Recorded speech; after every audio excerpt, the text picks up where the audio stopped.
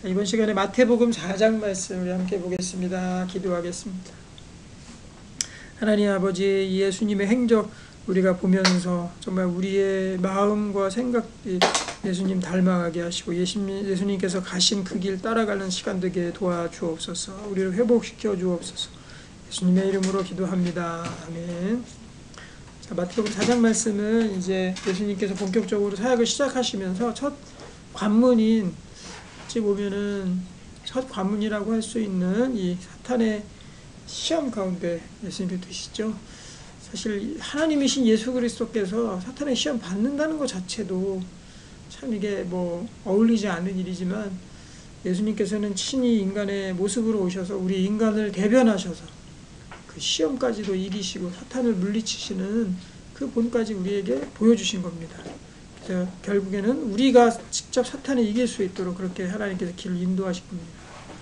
자, 1절 말씀 같이 보겠습니다. 마태복음 4장 1절입니다. 그때 예수께서 성령에 이끌려 마귀에게 시험을 받으러 광야로 가사 40일을 밤낮으로 금식하신 후에 줄이신지라. 여기 보면 40일 금식하시고 나와서 시험을 받으신 게 아니시고요, 마귀에게 시험을 받으러 오셔서 그 다음에 금식을 하셨습니다. 그래서 이 사역과 마귀의 시험이 이제 같이 일어나는 거죠. 거기에 이제 대항해서 예수님도 금식으로 모든 사역을 시작하시는 겁니다. 시험하는 자가 예수께 나와서 이르되 내가 만일 하나님의 아들이어든 명하이 돌들로 떡덩이가 되게 하라. 그러니까 이 금식기도 이 상황 가운데서 마귀가 그걸 가지고 시험을 한 거죠. 먼저 배고프니까 돌들로 떡덩이가 되게 하라 했습니다. 예수께서 대답하여 이르시되 기록되었을 때 사람이 떡으로만 살 것이 아니요 하나님의 이름으로부터 나오는 모든 말씀으로 살 것이라 하였느니라 하시니, 첫 번째는 우리의 먹고 사는 문제, 이 문제들이 결코 그것에만 있는 것이 아니라 또 하나 이제 추가가 된 것입니다. 바로 하나님의 말씀으로 우리가 살아간다. 그래서 매일 말씀을 읽고 매일 말씀 안에 살아간다. 이것이 중요한 거예요. 매일매일의 삶이 하나님, 매일 우리가 떡을 먹잖아요. 밥을 먹잖아요. 음식 먹잖아요. 똑같이 매일매일 하나님의 말씀으로 이제 살아가는 것이 바로 그리스도인의 또 하나의 삶이 시작된 겁니다. 같이 양쪽으로. 육적인 삶, 그 다음에 하나님의 말씀의 삶. 그 예수님께서 선포하신 겁니다. 이에 마귀가 예수를 거룩한 성으로 데려다가 성전 꼭대기에 세우고 이르되 내가 만일 하나님의 아들이어든 뛰어내리라.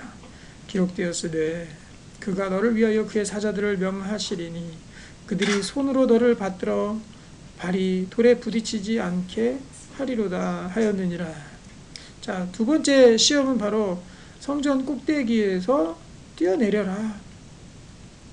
이거는 분명히 이제 하나님에 대한 이 시험에 관한 그런 내용이었습니다. 하나님께 우리가 순종해야 되는 것이지 하나님을 절대로 시험해서는 안 된다. 하나님께 전적인 순종을 가지고 나아가야 된다. 어떤 명예를 위해서 그런 건 아닌 것 같아요.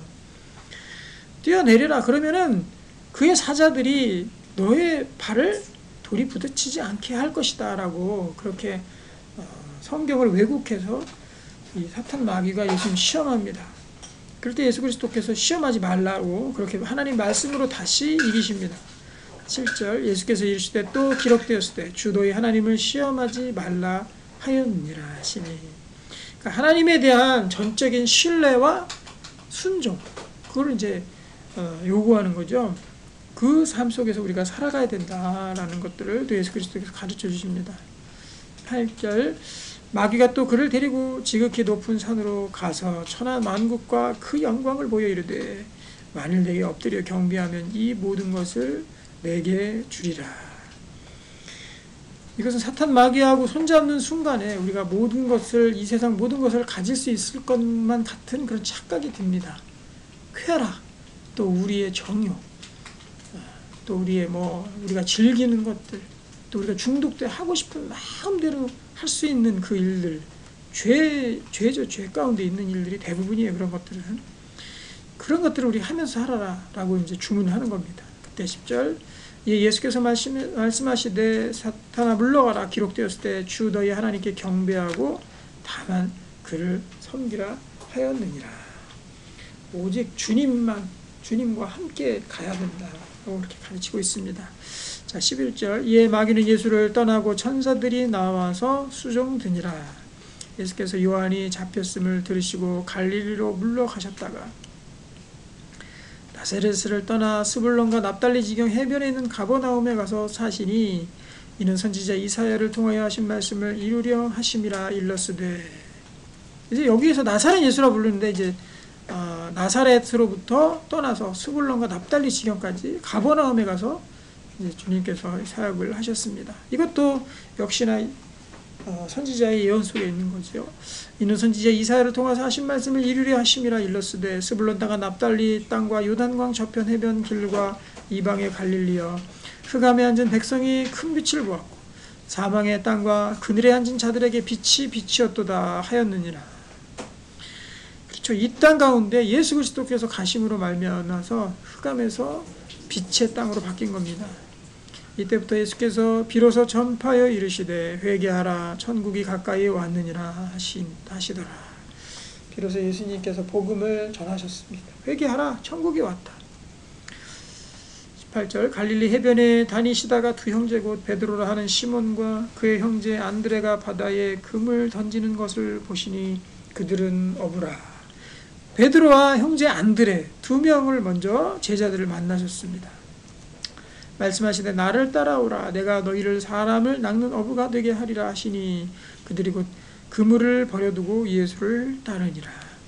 여기는 이제 생략이 되어 있지만 누가복음의 5장에 보면은 예수님께서 금을 던지라고 명령하시고 거기에서 엄청난 기적을 고기들이 많이 잡히는 그런 기적을 맛봅니다. 그 기적을 통해서 이 사람들이 예수님께서 하나님의 아들이라는 거, 메시아라는 것을 직감하고 예수님을 모든 것들을 버려두고 따르게 됩니다. 21절. 거기서 더 가시다가 다른 두 형제고 세베대 아들 야고보와 그 형제 요한이, 이제는 야고보와 요한이죠. 형제, 둘 형제씩. 그의 아버지 세베대와 함께 배에서 금을 깁는 것을 보시고 부르시니 그들이 곧 배와 아버지를 버려두고 예수를 따르니라. 여기서도 바로 또 예수님의 그런 신성을 아마 보았을 것입니다. 그래서 예수님을 따르게 되었습니다. 이 제자가 된 것이죠. 그런데 이제 결국에는 이들이 명받은 건 뭐냐면은 바로 사람을 낚는 어부, 고기를 낚는 어부에서 사람 낚는 어부로 신분이 직업과 역할이 바뀌었다는 거죠. 그렇죠. 우리도 직업이 있는데 예수님 따르게 됐잖아요. 그러면은 우리의 직업은 이제 세컨드 잡이 된 겁니다. 우리의 첫 번째 이름 뭡니까? 사명은 바로 사람 낚는 어부가 되는 게 가장 영광된 일입니다. 평생 고기 낚는 일도 중요하지만 이제 그거는 세컨드 잡으로 바뀐 거고 이 세상에서 가장 귀한 일, 그건 바로 사람을 낚는 일이죠. 나쁜 거로 낚으면 안 되겠죠. 바로 복음으로, 그래서 죽음의 백성에서 생명의 백성으로 인도하는 거, 그 일을 감당하는 것보다 이 세상에 더 중요한 일이 없다라는 겁니다. 그래서 예수를 따라야 되는 거죠. 사람 낚는 어부라는 우리의 사명을 받고 그 다음에 예수님을 따라가는 거. 그게 우리의 사명입니다.